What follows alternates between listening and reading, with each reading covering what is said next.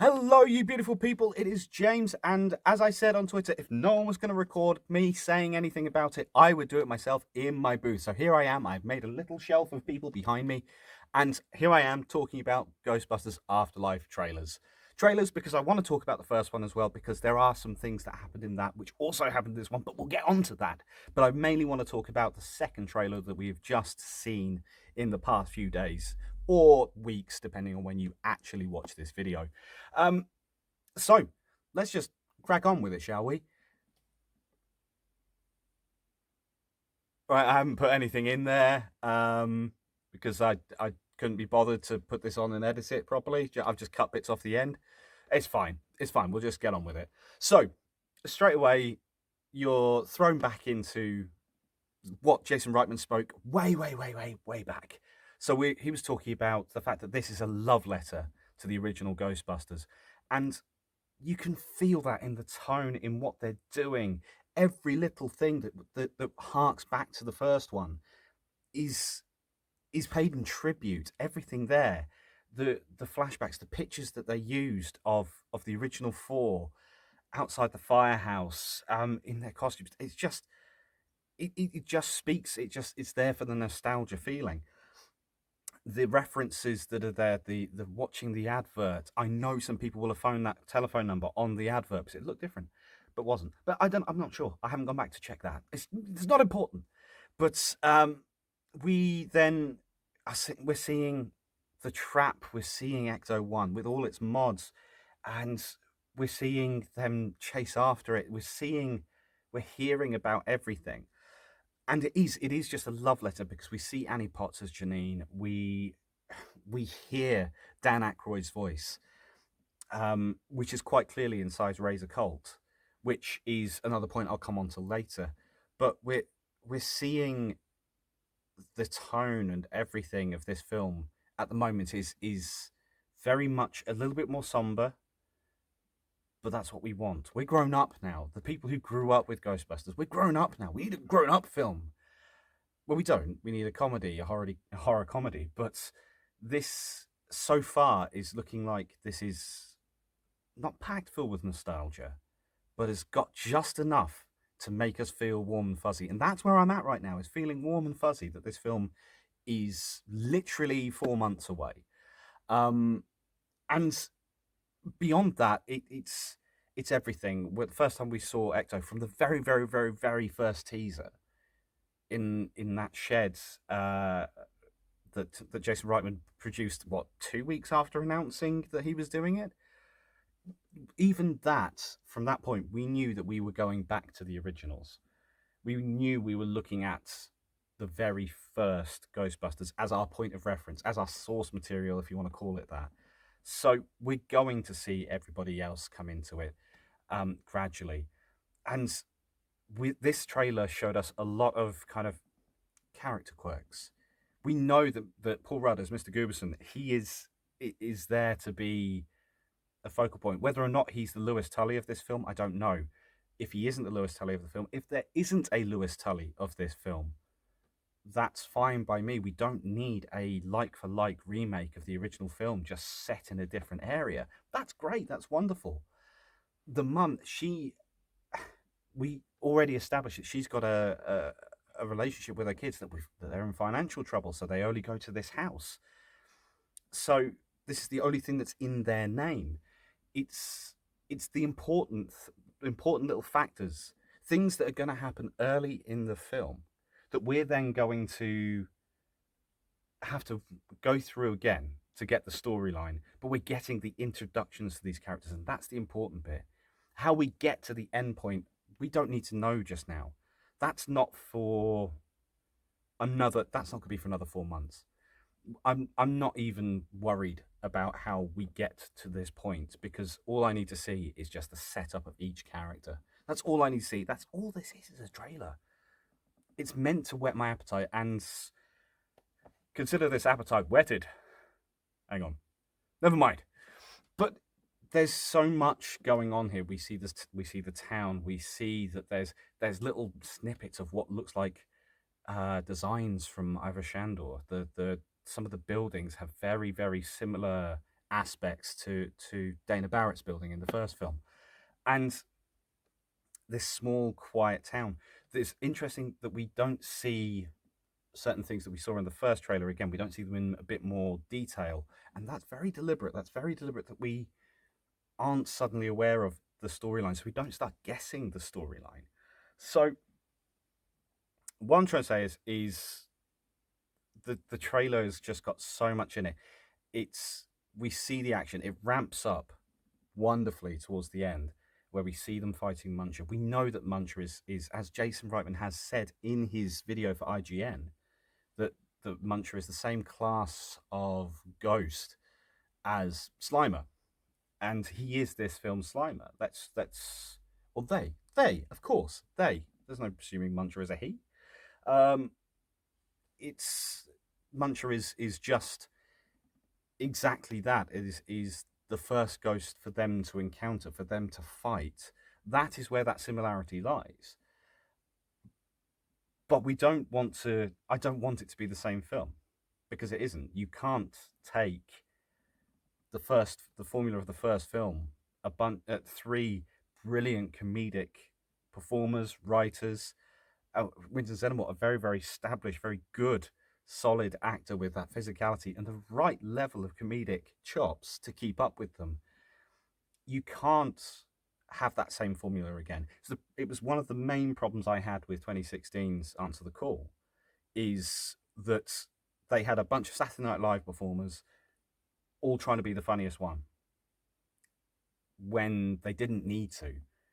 That film had potential. It had a good writer. It had a good premise, but they tried to remake a film that didn't need to be remade. It's like trying to remake the first Star Wars. You can't do it. You just can't recast them and just go, hey, these guys, same story, different characters. You just can't do it. So why would we want to do anything else?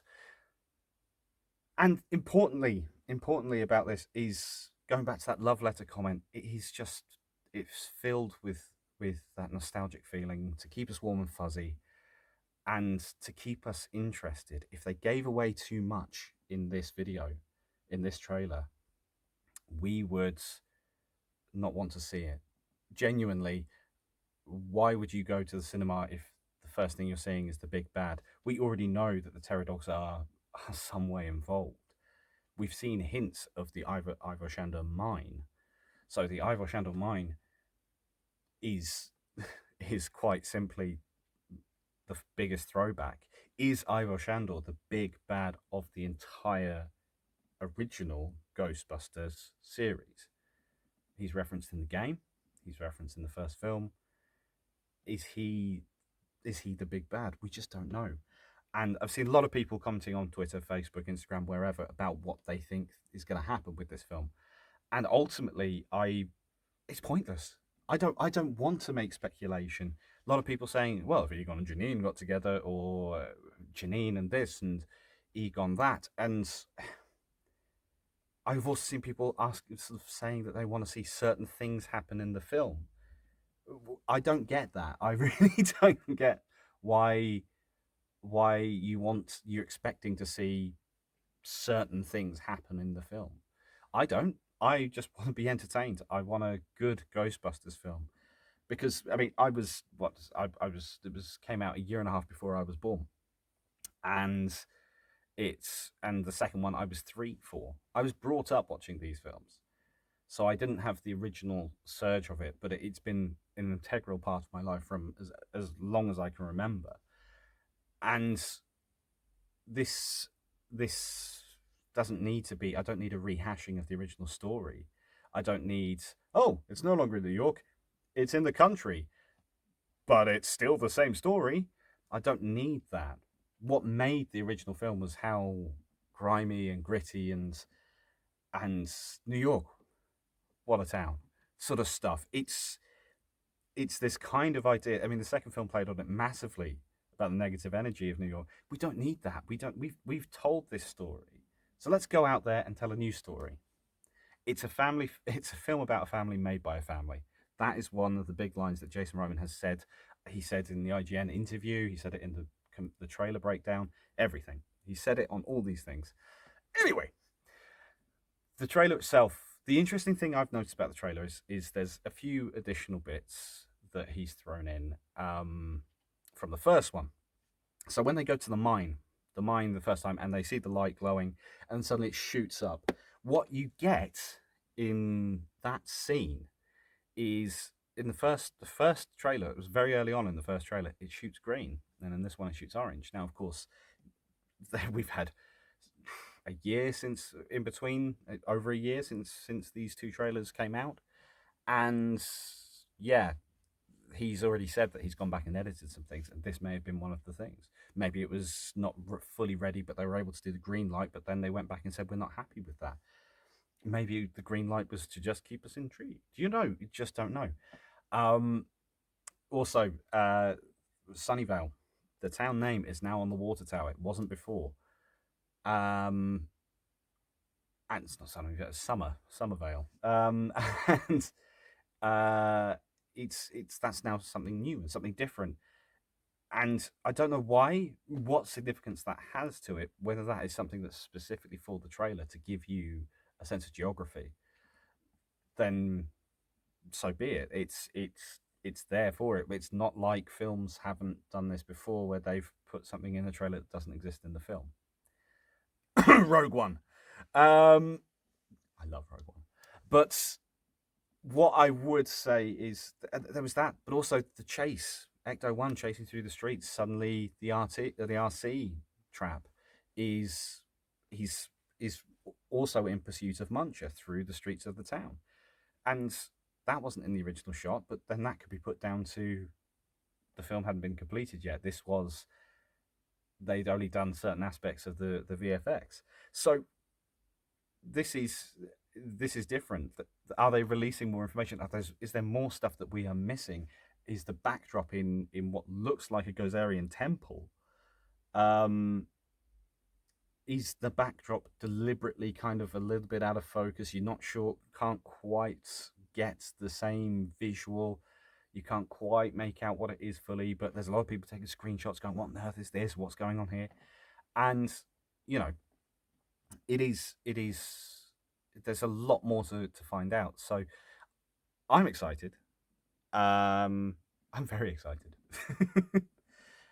it's it is going to have elements of throwback.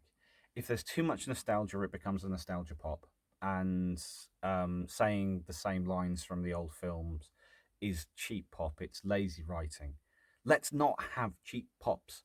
Let's have new stuff that comes in, references that do hark back to the film, but let's not expect them to say, "We came, we saw, we kicked its ass."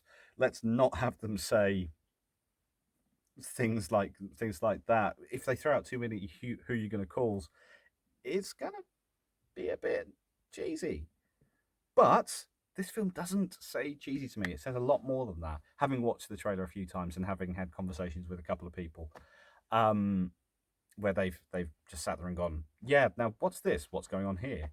One thing I am intrigued about is the timeline. Is one thing someone mentioned to me. If if Ghostbusters 2 is canon, and it is canon, it should be. There's no reason why it shouldn't be. Um, when was Egon's daughter born? Because she's got a 16-year-old and a 14-year-old or 13-year-old, however old Phoebe's meant to be. But she has two teenage children. And if this is set in modern day, I mean, let's just throw out conspiracy theory for now. Egon's a legitimate child. Why not? Why not? Let's just throw that out there for giggles. But it is. I don't think that's going to be important at the end of the day. I can ignore that. I will ignore that for the sake of the story, unless they directly address it and throw it in my face. I'm fine with going. It's 30 years ago. She might have been young. It may even be the first line of the damn film. Who knows? Who knows? But the cast looks great. I mean, Finn Wolfhard is fantastic, and having him in a film, you're gonna get a Stranger Things vibe from it, especially the way they're telling the story. but also Grace McKenna has just got some, by the looks of things, has got a bit of the right level of angst combined with Egon's awkwardness from the first film. She's got those combined, and having seen her in other films, she is. I mean, she's going to be a megastar in 10 years, hopefully. But this is. She looks great. She looks like she's going to be a perfect fit for the role. And one bit I'm going to have to say is Egon was obviously in his older age was obviously very paranoid, putting in some kind of Chinese puzzle to get um to that trap in the floor. That wasn't there for emergencies. Hang on, let me just oh look, a trap. It's not there for emergencies. It was hidden. It was hidden for a reason. Which I'm sure we'll find out why there is a trap hidden within the floorboards. But at the end of the day, it's hopefully that'll be addressed because that did make me chuckle. The idea of this paranoid Egon just out there doing that, just building in a puzzle into the floor because reasons, I guess. I'd love to see what's happened with Janine. We know that Ray's going to appear. We know that all of them are going to appear in some form, whether or not they're significant to how the story pans out, or whether they save the day, or whatever they end up doing. The originals will be in it, say for Harold Ramis, and yeah, it'll just be worth every second of it. So there is what I intended to be a 5-minute review. It's now turning out to be about 17. It's just my thoughts. It is just my thoughts. If you're watching this and you agree, amazing. If you don't, amazing. It's what we're here for. It's when we've got no information. That's what we do. So please do just have your good thoughts. Be kind to anyone that comes out with their own theories about the film. If they've missed something in the trailer, don't have a go at them because of it. Just point out what it is. Just say, oh, but there is this moment where this happens. That might mean that. It isn't a case of having a go at someone because they've missed something that you really, really wanted to see. But yeah, whether or not we'll get another trailer beforehand or whether we'll get some more teasers like the mini puffs, who I don't think are going to be a huge part of the storyline, but they're just a nice to have, a little nod. And we'll see. I'm genuinely very, very excited by this film, by the prospect of this film. In Jason We Trust. This is the film I've waited for well, since he announced it, but the film I've wanted for a long, long time. Let's get it done.